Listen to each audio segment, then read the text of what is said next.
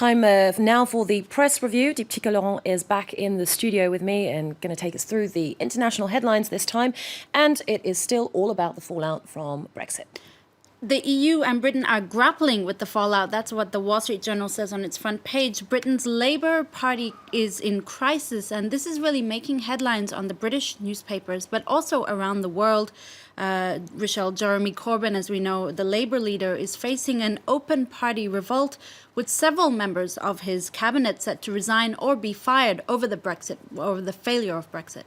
Okay, well, let's stay with the Wall Street Journal, which says that it's also been a weekend of buyer's regret. Some might say a weekend of Bregret, as we've been seeing on social media. That's a new word after Brexit. For the Journal, the Leave result is a, quote, poisoned chalice for the politicians who campaigned for it, mainly because now the ball is in their court and they'll have to steer the UK through a period of economic uncertainty.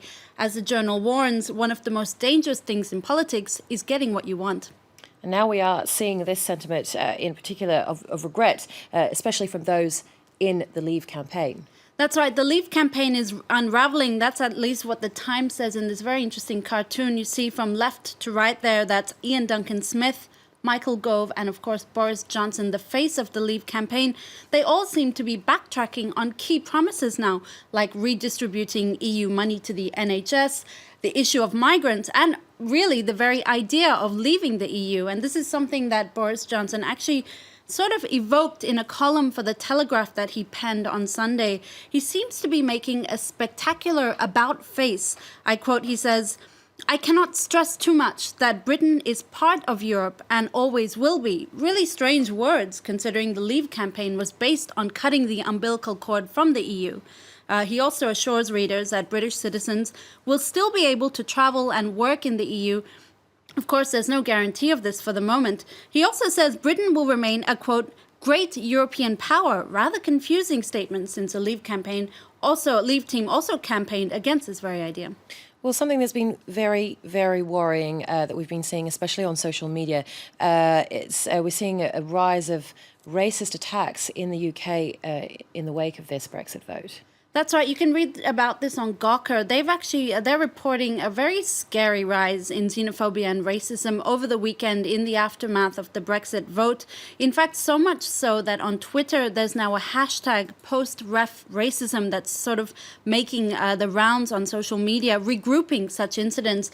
For instance, you see this Twitter user, Daniel Watson, who says, his girlfriend just sent him this photo from Newcastle of an anti-immigrant protest. And even Baroness Saida Varsi, who quit the Leave campaign rather spectacularly over the racist and xenophobic ideas, says immigrants have been stopped in the streets and simply told to leave.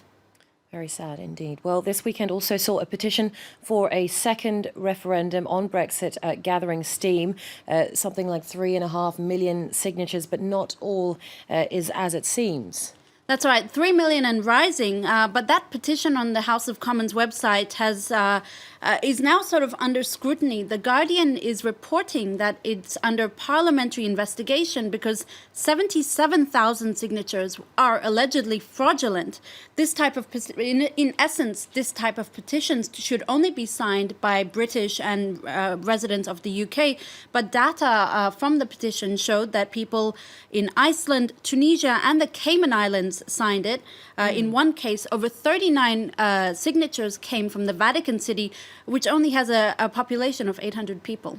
Oh, that's interesting. Doesn't add up. Well, let's take a look at the China Daily, for instance, which is interested in the impact of Brexit on Chinese relations with the EU. The vote poses a trade ties challenge. That's what the China Daily is reporting. Just last year, Chinese and British relations were entering its golden age, and now that's coming into scrutiny. And indeed, Britain will have to negotiate its own free trade agreement with China.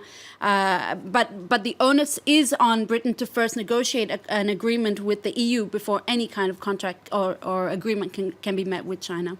Okay, Diptyque, just quickly, we're going to end with the Euros and France's rather shaky victory over over the Irish yesterday. Very shaky. They did. They edged out 2-1 against the Irish. Le déclic, that's what Le Parisien says on its front page.